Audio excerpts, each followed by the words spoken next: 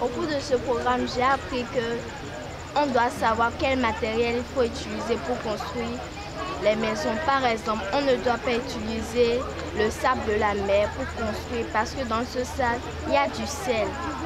Et le sel détruit rapidement les maisons. Il ne faudrait pas qu'on utilise des objets ni des matières polluantes. Parce qu'en utilisant des matières polluantes, on dégrade l'environnement et aussi on pollue l'air. J'ai aussi appris à utiliser les matériaux locaux qu'on a autour de nous pour construire. Après la promenade bleue, l'exposition des modèles de maquettes d'habitat fabriqués par des enfants est le deuxième programme important du projet Building with Water. Elle a eu lieu ce samedi 24 avril 2021 au Bamboo Numérique à Cotonou. Entre autres, ils sont entretenus sur comment les maisons peuvent résister à l'eau, quelles sont les protections que les maisons doivent avoir.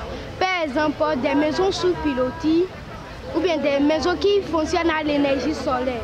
Des écoles sur des pilotis ou bien des écoles sur bateau. Les enfants sont les graines de l'avenir. C'est pourquoi l'atelier des griots a organisé le concours de dessin et de maquettes qui a abouti à cette exposition.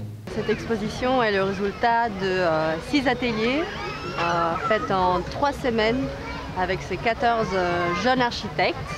Des enfants entre 8 et 14 ans. L'idée, c'était évidemment de créer un lieu de dialogue.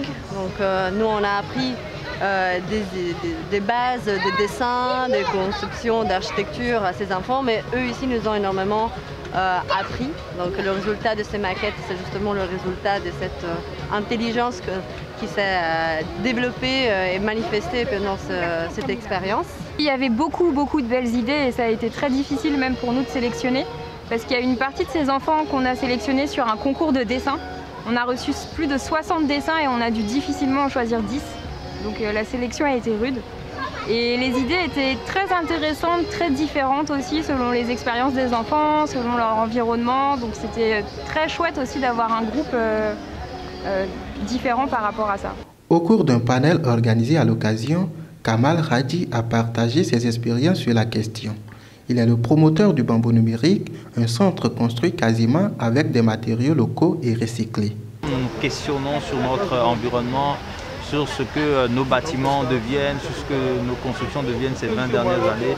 Donc nous nous questionnons par rapport à toutes ces choses et dans cette démarche de questionnement, nous poussons la réflexion à agir et à penser aussi par nous-mêmes notre environnement, ce qui fait que voilà, des questions comme cela nous préoccupent, nous intéressent énormément parce que nous sommes des artistes, oui, mais notre art est concrètement et complètement au service du développement de la communauté.